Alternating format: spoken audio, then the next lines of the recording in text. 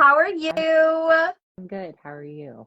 I'm good. I'm super happy to be here talking with you today because this is kind of our first time meeting, I know which is it is. really exciting. And it was like one of those, those things where you just kind of fall in love with someone immediately. When I heard that audio, I was like, oh my God, this is like a soul sister. So thank you so much for being here. So for everybody who's just joining us now, congratulations, you missed the super awkward part. But I am here today with Rachel Mann. Rachel is so incredible. She's going to be one of our upcoming guest speakers for the spring season of the Feral Self Care Collective, which is called FROLIC. And you've probably seen me talking so much about it because it's so much fun and I totally want you guys to be there. But Rachel, it does somatic embodiment work. And the way that I actually met Rachel was that I was looking for guest speakers and she sent me something that was so powerful. Girl, I listened to this when I was in the kitchen cooking food because I was like, oh, I'll just listen to the, and I started like doing the things which didn't really mesh with being in the kitchen, but it was so good. And I was like, oh my God, I got to meet this person. Like I just, even if she can't come on as a guest speaker, we just need to be connected in some way. So thank you so much for being here, Rachel. Absolutely. I'm so happy to be here. Yeah, and honestly, I'll share the practice that I sent you. I was sitting in my room and I would say like we're seeing it collectively too. Like a lot of us are kind of leaving this like wounded healer era of like Yeah. martyrdom and like having to like do so much healing. And I was like, what if we just exit the paradigm? Yeah. And then I just like put on my little DJ set and just started like building a practice. And after I was like, oh wow, like I think this could actually change so many people's lives Yes. just with like the different audio I put to it, the words that were just coming through me. And I started to realize too, because I've gone back and forth between so many different modalities, but a lot of what I'll share too is like being a non-dual exorcist. I was like, there has to be a way that I can facilitate this work, but make it fun. Yes. And so I just started putting like, even before I like start the practice, like set the intention of like putting people in fire barriers and like creating transformational space. So it's Yeah. like, yeah, you're going to come in and you're going to embody like your super heroine status, whatever that means. Yeah. But I also want you to have a clear field and a clear channel, and for you to realize like how you can co-create with spirit, like through sensation, Yeah. through sensory elements.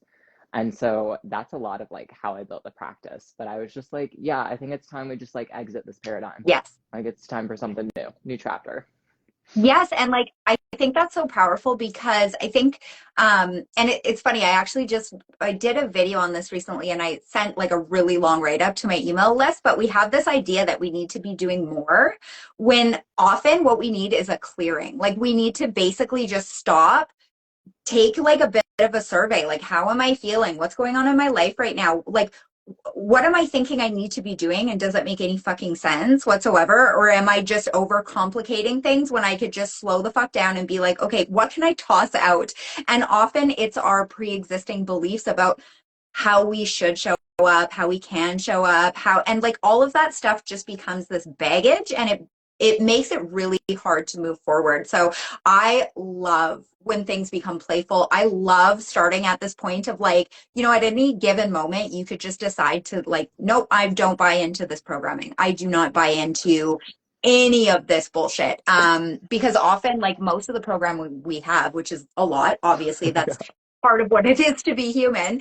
But a lot of the programming we have, none of us would consent to it even now. If someone were to come and hand us this bag of bullshit, we would be like, I'm sorry, no. No, I totally agree. And a lot of my mission is like turning people into icons. And Mm-hmm. when I started to research like what it means to be iconic, it also means to be ethereal. And Yes. that meant strip. It doesn't Yeah. mean add more. It's like strip away everything that isn't you so we can get to the core essence. And the core Yes. essence is what's going to anchor you. It's the stability. And so I Yes. just started to like play with this in a realm of like, even like in the body, like how many of us just like hold on to so much density because we think it's protective. But if we Yeah. actually let ourselves shatter the illusions of like this protective blanket, Yeah. so many Yeah. opportunities are just waiting for us. Absolutely.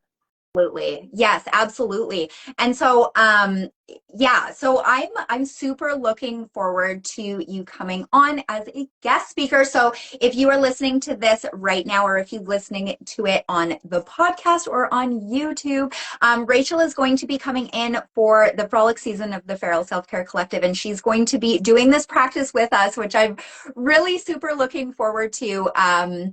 Just because, yeah, again, it just really hooked me right away, but also because feral self-care, a large part of it is getting out of your head and into your life, right? And often that means getting into your body. So we spend so much time in this state of like functional freeze, or this state of like completely being disembodied. I mean, for me personally, it often feels like my essence, I'm in a balloon, a helium balloon that's like floating way the fuck off. And I find that getting back into your body and like really the primal animal nature of the body is something that is so freeing and so powerful and refreshing. It's like a cold shower for your soul. Right. Yeah. And I'll share too. I think a lot of people can have a bad taste in their mouth with somatics when we're Yeah. just like approaching it from trauma healing. And I was like, or we can look at it as a lens of like letting your body naturally do what it's always wanted to do, Yeah. which is move like an animal, which is come into that primal essence, which is, and that's when I think I was just like cracking the code on Yeah. like, yeah, like I don't want to like go into a practice to like work through shit. I want to have fun. Yeah. Like I want to play. That's going to lift me out of this state more than anything. That's going to allow me to like see that the conditioning is BS anyways. So I completely agree. And as someone who's like highly psychic, I agree. Like sometimes I'm like, all right, I am floating up above in the ethers and I need to come back down Yes. and see Yeah. And what's here. yeah. And it's like what you said is so important. I think that one of the biggest bits of programming that we have, like one of the biggest bits of programming we have, is that this idea that us trying to resolve trauma or to heal or all that has to be hard. And to me, I'm just like, it doesn't have to be hard. You know, I'm not saying it isn't hard. I'm not saying it's not going to sometimes feel hard, but I think that if we carry this expectation into it before we go into it, that it's going to be hard. First of all, we're not going to be motivated to do it. And that's like one of the biggest problems, I think. That I think this is like the essence of why people read books, but don't Right. actually implement the things, is because we have this idea like, oh, it's going to need me to do all these things, or it's going to feel heavy or feel hard. And it actually doesn't have to, because the more that you can play in anything in life, like even if you're cleaning your house, like the more you can make it a fun experience, obviously the more motivating it's going to be and the more you're going to want to do it.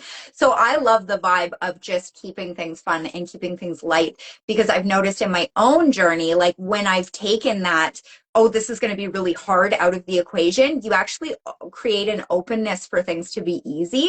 And we could use more openings for things to be easy in the modern. I completely agree. And it's part of the, what I always tell people, it's the feminine aliveness path, is Yeah. like what I walk. And it's, yeah, there are days where I feel like I'm dropped into despair and hopelessness. And then Yeah. there are days where I'm super excited. But if I can be open to all of it, none of it is as challenging as when we're in this like gripping pattern, which is like the functional freeze that you're Yeah. talking about. Exactly. Yeah. And even what you're, people that do a lot of this work with me who have read all the self-help books, I like literally see like all these like floating words on their auras. And Yeah. I'm like, you have literally everything you need. It just needs to like come Yeah. in and Yeah. like anchor. And so like that's Yeah. what I, a lot of times I see. And it's like, but I always tell people, I'm like, I want my body to be a playground and my mind to be a space of infinite possibilities. Yes. Oh my God. So it's Love that. like it's too, it's like thinking about like we're also not saying like get in your body and like betray the mind. It's like no, I need to like create a bridge between all of these. And what I've seen taking people through embodiment and somatic work is their psychic channel opens up too, because their body feels safe enough to hold that level of power.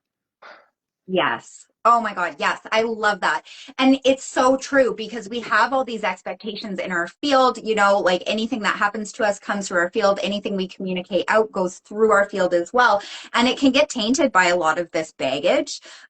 When really we live once. Like life is this, I mean, aside from like reincarnation or anything like Right. that, you are only this person, this collection, this soul, this collection of qualities once. And so you might as well make the best of it. And unfortunately, what a lot of us spend a lot of our time doing is trying to avoid those feelings and those emotions when really we can end up suffering for like so much more time by that avoidance, right? So if we feel something heavy and it's hard and it's in our body and we're like, I just need to get away from it. So we scroll or we go and do something like for me, I'm like, I'm going to hit the nachos and Yeah. I'll think about this later, and so we do that stuff when really it's like, if you just let yourself feel something in your body, truly anchor it in, give it space and then just allow it to move through you. You could do that for less than 10 minutes and boom, it's gone. Whereas when we do this avoidance pattern, then it can kind of it has a hold on us for a really long period of time that is so unnecessary. Yeah, and this is where like I express to people, obviously my practices are playful, but like they're very deeply backed by like shamanic wisdom and neurology, Mhm. because what I'm doing in these experiences is I'm breaking up subconscious feedback loops. So Yeah. it's thinking about like, okay, if someone's dealing with trauma, it means they're trapped in a felt sense. They're not in feeling. Yeah. And when we get trapped in felt, that's when we go into that like, okay, I'm gonna numb. For me, it's normally like, I'm trying to think. Normally I like binge TV shows. Like that's the thing. And whenever I'm like playing something on my phone, binging a TV show, I'm like, okay, all right, sister, let's sit with ourselves. Let's not. Yeah. And when we don't have all this shame when we want to engage in those habits just because like we enjoy it. Like Yeah, food tastes absolutely. better. Movies are what you're in the experience. So Yeah. I think about it too is like people are like, well, I gotta cut myself off of scrolling all of this. And I'm like, you don't have to if you're approaching it with like an intention and you're in your body, you're wanting to expand your mind. Yeah. So yeah, I just see it as like we're just gonna take you and like flip everything around and then you're gonna come out and be a new person. Yes. Oh, and I loved it so much. It's so powerful. And so in Frolic, so in the Feral Self Care Collective, it's a seasonal membership. And so in this program, like mainly what we're trying to do is help people orient towards positivity, joy, like happiness, creativity, like as a form of rebellion from this paradigm we're currently in, which is very doom and gloom and this and that. And like, to be clear, nobody's saying that that stuff is not valid, but the world has always been an inherently chaotic and kind of terrible place for some, also full of beauty, wonder, amazing things. But because of the modern context, we're kind of left in this situation where instead of, most of our energy being spent trying to, I don't know, survive, it's like we take all of that energy and we put it into stressing about a lot of things that we can't control. And I think that part of why we created this was because when doing like some energy reading into the collective, really felt this sense of like it's time, like integration time, like Yes. all the time for theory, the time for thinking of like what all of that is over. It's time for really getting into praxis, so putting that sort of theory into implementation, integrating it and actually doing things in your life. And that's something that I needed in my own life as well. And so the reason why we created this program to be this way, which is like 12 weeks of weekly sessions, truly focused on actionable tools and practices, was because we wanted to provide a way for people to do that was like very stress free, very easy. People can kind of come and go as they please. And what I love about yours and why I was super excited and put yours like in the very beginning, in the first month, was because I love that sense of like, going into a practice and coming out, emerging different and emerging as something new, something that's more clear, something more focused, more intentional. And that's truly like what it felt like when I heard that practice. And so I'm really, really excited. Now, I feel like we've talked about this a lot, but did you want to just give a little summary of what your what the session you're going to be doing for us is for? We've kind of roundabout talked about it, but if you wanted to just say in your own words. Yeah, sure. I am, we'll talk about it this way.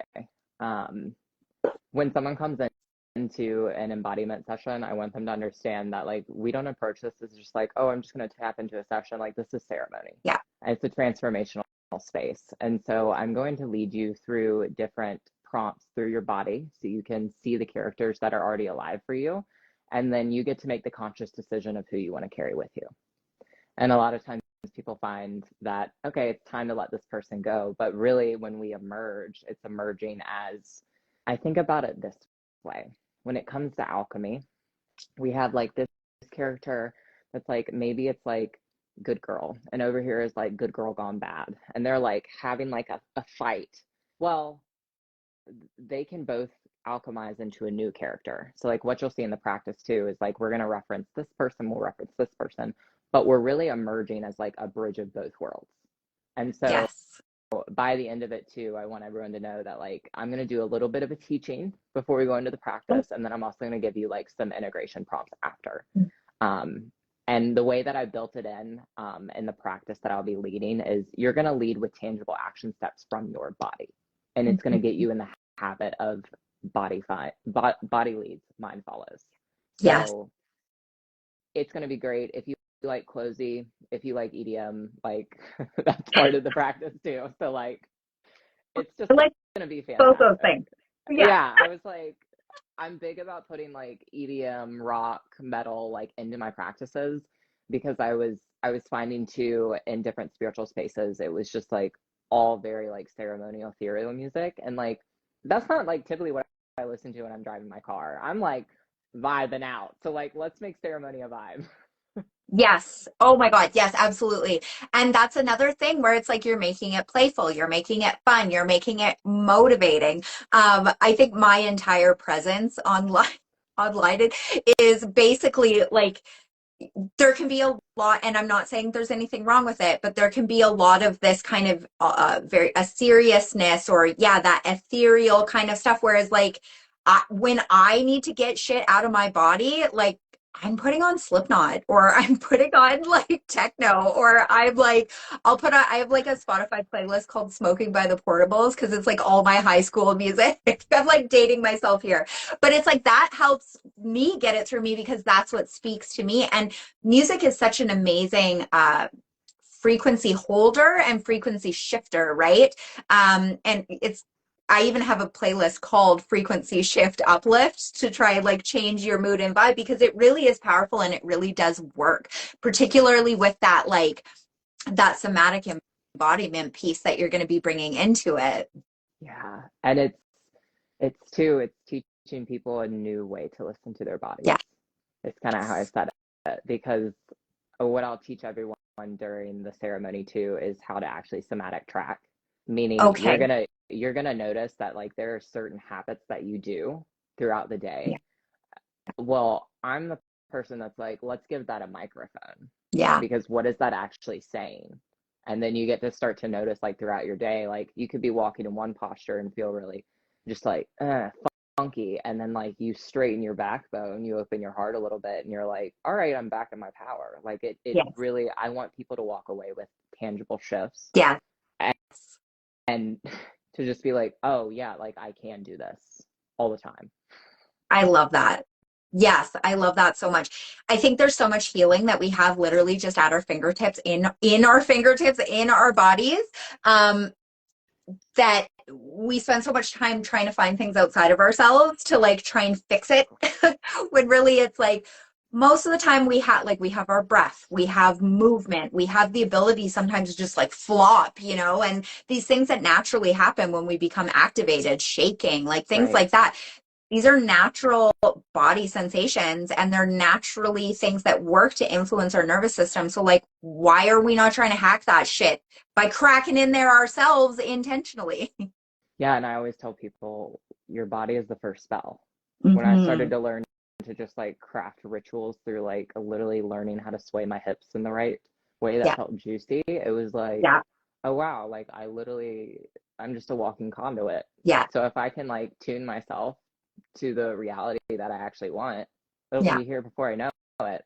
Yeah. And I think that's too like part of the somatic embodiment work is like when you step out of it, you're already in the frequency to take action Yes. towards what you want instead of going like, well, I don't know. Body leads. Yeah. Let your body lead and it's all gonna come into place.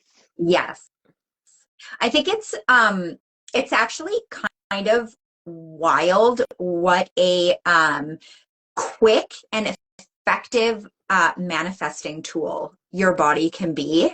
Like, yeah, I can tell by your face, you know what I'm talking. It is actually wild because I could like you can write your scripts in your journal, you can do all the things, but sometimes if you can hold a vision or a vibe or something, an intention in your brain, I like doing vision and then do like move with your body as if you were generating power for that vision to become more real or more cemented in your reality. Like the power of that is actually mind boggling. Like I've had so much more success with that sort of thing than I ever have with, for example, things like writing things down. Right. Although I have had a lot of success with like doing the kind of journaling type of stuff where you're like, this is definitely going to happen and it definitely happens. But like there's that body, I think when you're trying to have something happen where you're changing a shift in your mood or your vibe or your energy, the body stuff is so powerful for that because you're giving yourself a little taste of what it's like.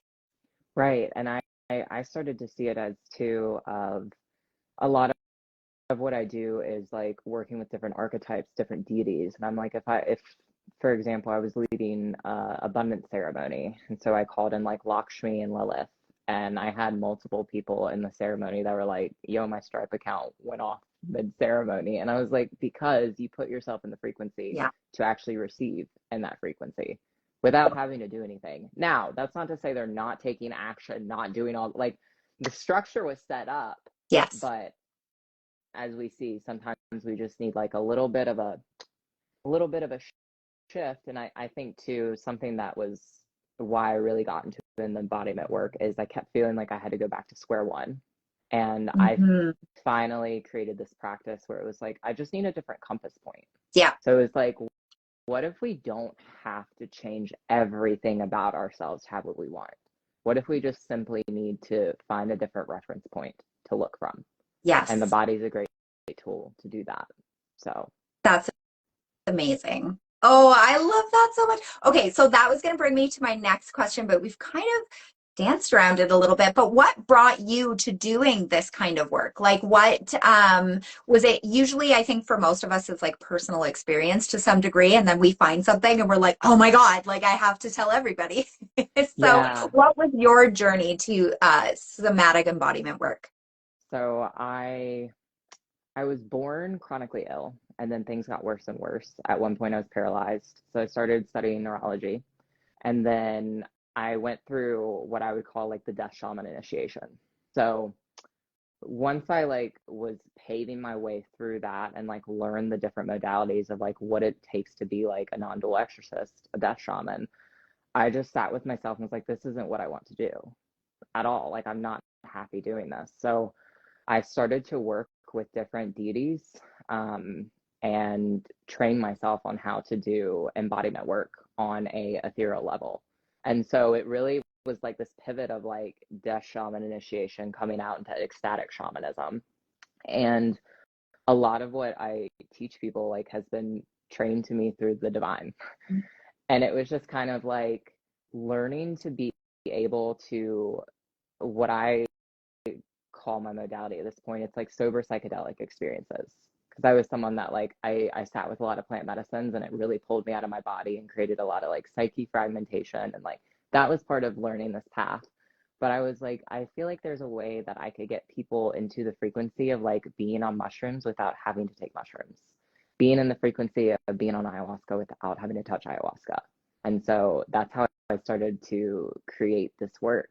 And then the right people different mentors started coming into my field where it was like, we're not healing, we're not healing trauma. Like, I want you to be successful. I was like, the only reason I'm healing is to be successful. If I really like sat with it, it's because Mhm. like I understood that there's something better for myself. And Yeah. so I think a lot of what I'm doing, I thought for a while, I was like, wow, I'm really like fucking up the world of spirituality and like conformity. And I was like, I think I'm also fucking up the world of embodiment because it's like, I'm like, let's just do it a different way. Yeah. Let's play. So, within my practice, like I do a lot of different modalities, but like there's archetypal role play, there's embodying the divine feminine, there's embodying the dark masculine, like so many different edges and shapes that we can take. And I always say, like, the people come into my world, like, I want you to take this work and then make it work for your life. So I have like certain clients that work with me that are like DJs and artists, and they find ways to infuse it in their work. And I think it's so beautiful. That's amazing. Oh, I love that so much. And I love archetype work. Like, I am so big on archetype work. It's wild. And I think that's because I approach my magical practice like as a witch from a secular perspective. And so I find that archetypes just naturally, I feel like, come easy. Like, you can really tap into the energy of something through an archetype in a very quick and clean and meaningful way that also still has some nuance and cross person to person. So if anybody is watching this or listening to this right now, just so you know, in the frolic season, we have a few archetype practices, which I'm really excited about. So there's going to be some elements of that in Rachel's session. And then we also have somebody coming in, a Jungian coach. Matt is coming in to do a session on archetypes with active imagination. And then I'm going to be doing a session where we are making archetype cards. And I'd have to check the schedule again, but I think I'm doing it right after yours because I want it to anchor in this new frequency, this new feeling. I try and like create all the months and the sessions. I try and make them not like building on one another like school or anything like that, because I want it to be something people can kind of like dabble here and there. But I do kind of for myself love a flow of like, how can we like take this new person we are now, because we're new people every minute, every second, every whatever, and build on it. So, Love it. yeah. So, Rachel, I wanted to ask you one more thing. So, for anybody listening to this or watching this that wants to get more in touch with their bodies, is there like a quick practice or suggestion that you can give for somebody that maybe feels really disconnected from their body? Just something simple that they'd be able to do to connect with themselves in that way? Some of the simplest things that I give people when we think of grounding, sometimes we're like, okay, I sat down.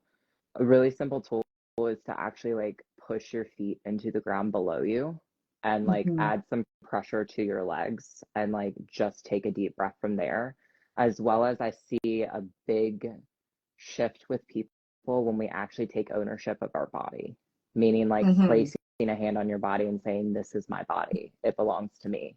Those are like some quick shifts. One of my favorite shifts, though, is playing with expansion and contraction. I see this all the time. And it's so simple as like, yes, we can think about expansion as like breathing in and opening the arms and contracting and letting everything sink in deeper. But you can also get a lot of feedback from simply doing it with a finger. Yeah. Yeah. So I always like to tell people it's not about the big movements, it's about the micro movements. So like even if you notice there's like I go over with my clients, people who are like addicted to their phones. I'm like, okay, well, keep repeating grabbing your phone and then ask yourself, what does this mean? So those are like some simple ways like of just tracking like micro attunements. And even if like something hurts, you know how we always think like, oh, let me like dig into my shoulder. What if Yeah. instead you just kind of like gently brushed it and just like stretched where it felt just a little bit easier? So it's really about the Mhm. micro attunements. Yeah. Oh, I love that so much. I love that so much. Because when you like, even when you're talking to somebody or in the work that I do one to one with people, we'll do things like anchor practices or things like that. And you can see if someone closes their eyes and thinks about a memory where they were confident, or like thinks about, the most expansive possibility for them. If you watch them from the outside, their body changes, their shoulders go back, their chin goes up. It's like this natural expansion. Whereas, for example, something like if you're about to look at your phone to avoid a feeling, that's literally a restriction. Like if you get the hunch and and so it's something that is really powerful in those micro ways. And even with that, I always tell people, like, obviously we struggle with like being really messy in the mind. Like, my favorite visualization to give people is like, I want you to imagine that honey is just like dripping down your mind into your heart space. And people are always like, whoa, I feel so much better now. And I'm like, yeah, because it's less about like, let me attack and get rid of the thoughts. I'm like, let them just like melt. It's like the feminine energy of just like, yes, you are here. If you Yes. matter, you will stay in my heart. If you don't matter, you'll fly out. Yes. Oh man, when you just said that, the honey thing, I literally got chills. Like I felt it. I've been putting together this just like whole experience called the Land of Milk and Honey. And Amazing. it's just like, yeah, it's like the best I can put it is just like, we think of like stickiness as like, oh, I have to get out of it. But like, if you think about it, it's also like softness. Yes. So Yeah. Oh, girl, I love the shit out of this. I'm so excited for I your have too. session. I'm so looking I'm forward to it. So, so honored. if can you just maybe tell people a little bit about where they can find you? Yeah, absolutely. Obviously, you can find me on Instagram here, Rachel.b.man. Sorry, I've changed my username so many times. Sometimes I'm like, huh? Or my website, it's rachel-man.com. And yeah, I have on my Instagram is where I'm most prevalent. Most people find me off Threads. If you follow me on Threads, thank you. I just channel. Amazing. I love Cool. it so much. You're such a magical being. And like, even when I first just heard you and connected with you, I was like, oh my God, I just love everything. It just feels so aligned. So I'm really looking forward to your session. So anybody that is watching this or listening to this again, just so you know, Frolic starts on April 14th. So there's less than 2 weeks to sign up. Once the season starts, nobody else can get in, unfortunately. So we do it seasonally. So it means you could probably get into a season in the future, but not this season. Each season is a standalone, amazing, unique, beautiful, wonderful, activating experience.